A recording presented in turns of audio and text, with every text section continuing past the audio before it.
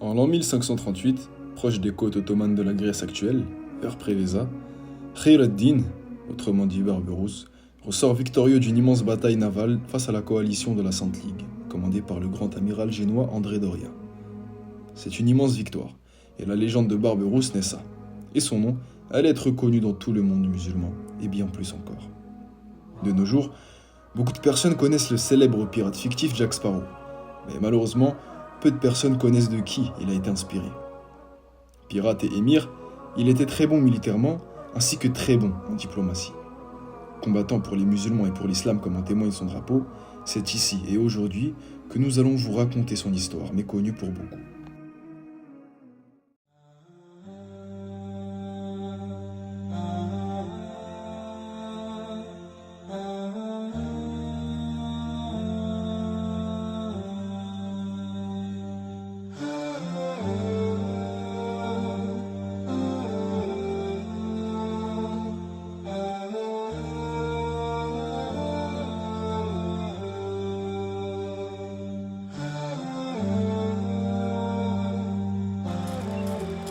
Assalamu alaikum wa rahmatullahi wa barakatuh.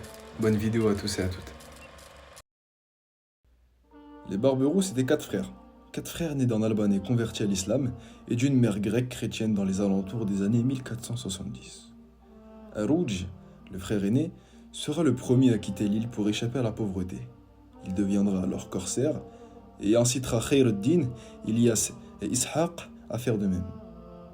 Entre-temps, les frères Barberousse devenaient des corsaires craints dans la Méditerranée, et leur nom commençait à se propager dans toute la Méditerranée. Ils font de Djerba en actuelle Tunisie une base arrière. Le prestige de leur mission fait leur ramener d'autres corsaires de jour en jour. Sélim Ier, le sultan ottoman, leur donne accès au port de Tunis en échange de butin. Pendant ce temps, les Espagnols qui avaient déjà conquis le dernier royaume musulman de la péninsule ibérique, celui de Grenade en 1492, commençaient à s'intéresser à la conquête des côtes nord-africaines, pour des questions religieuses. En effet, les chrétiens, après la Reconquista, voulaient inverser la tendance et conquérir le Maghreb pour y imposer le christianisme. Suite à l'Inquisition espagnole, les juifs ainsi que les musulmans étaient obligés de se convertir au christianisme, ou de fuir l'Espagne.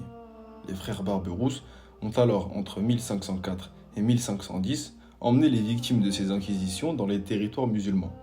Arouj, l'aîné, aurait été appelé à ce moment-là Baba Arouj, pour le remercier de ce qu'il avait fait, donnant ainsi le surnom Baba Arouj, qui se transforme en Barberousse.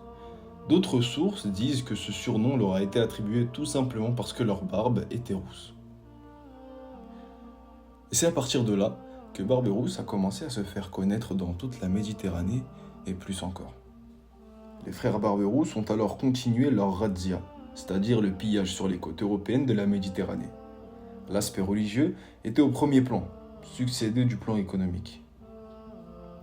Entre-temps, plusieurs villes côtières musulmanes tombent aux mains des Espagnols, comme Alger, Melilla, Tanja, Béjaïa ou encore Wahran. En 1512, ils tentent de prendre Béjaïa, mais échouent 2 fois.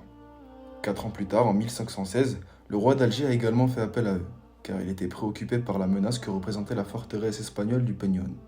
Arouj rentre en héros à Alger. Suite à la mort de l'ancien émir de la ville, il devient régent d'Alger. Et en 1518, 8000 Espagnols sont envoyés pour reprendre Alger. Arouj bat les Espagnols par surprise. Suite à cela, il étend son pouvoir un peu plus profondément dans les terres et s'étend vers l'ouest. Arouj prend Tlemcen aux Zianides. En effet, l'émir de la ville a comploté avec les Espagnols. Wahran n'est pas encore prise. Tlemcen se révolte contre Arouj et les Espagnols d'Oran sont intervenus, ont chassé Arouj de Tlemcen et l'ont finalement tué. Khayr ad-Din, Barberousse, devient régent d'Alger suite à la mort de son grand frère. Il renforce les défenses d'Alger. Charles Quint, jeune roi d'Habsbourg et d'Espagne, envoie une grande flotte reprendre Alger. C'est encore un grand succès pour Khayr ad-Din, qui taille en pièces les vagues d'assauts successives. En 1519, voyant que son pouvoir et la survie de son État restent faibles, il fait appel à Sélim Ier, sultan ottoman, pour être rattaché à l'Empire ottoman. Ce que Sélim Ier accepte immédiatement. L'État gardera néanmoins une grande autonomie. Des troupes lui sont aussi envoyées. En 1520, il lance une campagne contre le royaume kabyle de Koukou, qui le bat. El-Khadi, roi du royaume de Koukou, prend Alger à Khayr ad-Din. Il part vers Gilel pour former une nouvelle base. Et entre-temps, Khayr el-Din continue ses missions en Méditerranée. Il s'enfonce dans les terres autour de Gilel et prend les territoires jusqu'à Constantine, dans l'actuelle Algérie. En 1527, il reprend Alger à Ahmed el-Khadi et récupère les zones autour. Par la même occasion, il assaillit le Pénon d'Alger, derrière les forteresses espagnoles dans la région. Soliman le Magnifique, tout juste sultan du Grand Empire ottoman, confère à Khayr el-Din le titre de Bey l'Erbey, émir des émirs. En 1531, le grand empereur d'Europe Charles Quint envoie André Doria, grand amiral génois. Il pille plusieurs villes côtières de l'Empire ottoman. Khayr el-Din Barberousse est appelé à Constantinople pour être nommé amiral en chef, capitaine Pacha. Il réorganise la flotte ottomane. Il est envoyé en Italie pour kidnapper une importante femme littéraire à Fondi en Europe, mais il échoue. Il part alors en direction de Tunis pour la reconquérir après une crise de succession. Tunis retombera aux mains des Espagnols en 1535. Et en 1536, l'alliance franco-ottomane est créée. En effet, François Ier, roi de France, est un grand ennemi de Charles Quint. Car oui, l'ennemi de mon ennemi est mon ami. Les navires français peuvent circuler en Méditerranée sans problème. C'est alors que Venise, l'ordre des Hospitaliers et le Saint-Empire romain germanique s'allient contre l'Empire ottoman, sous le nom de Sainte Ligue. André Doria avance avec sa flotte jusqu'à Preveza, proche de la Grèce actuelle, en septembre 1538. Sa flotte rencontre celle de Khayr el-Din Barberousse. Une grande bataille s'apprête à commencer. Khayr el-Din, après de longues heures, détruit la flotte d'André Doria. Ce fut une grande victoire. Venise se retirera alors de la coalition. Et en 1541, Charles Quint veut en finir avec Barberousse et les pirates à la solde des Ottomans. Il envoie une immense armée en direction d'Alger. Hassan Aga, qui est l'adjoint régent, attend l'armée. En route, les tempêtes de mer, les pluies torrentielles et les épidémies, ainsi que les famines, diminuent l'effectif de cette grande armée. Hassan Aga en profite pour faire des sorties victorieuses. C'est une immense victoire pour la régence d'Alger.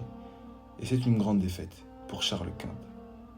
Après une opération militaire avec les Français peu concluante, Barberousse veut prendre Tunis aux Espagnols. En 1544, François Ier et Charles Quint s'allient contre les Ottomans, mettant fin à leur guerre. Barberousse avait rançonné François Ier en étant en France. Khayr el-Din Barberousse, étant âgé, ira s'établir à Constantinople. Il s'étendra en l'an 1546. Allah yarhamou. C'est une grande figure de l'Empire ottoman qui disparaît. En Occident, il fut considéré comme un pirate sanguinaire, et dans le monde musulman, il fut considéré encore une fois comme un héros. Il fut incontestablement le plus grand pirate de son époque, et l'un des plus grands de l'histoire. Khayr el-Din Barberousse fut le corsaire le plus connu de sa grande fratrie. Il apprit de son grand frère Harouch. Khayr el-Din était moins sanguinaire que son frère. La régence d'Alger connut durant cette époque une grande gloire.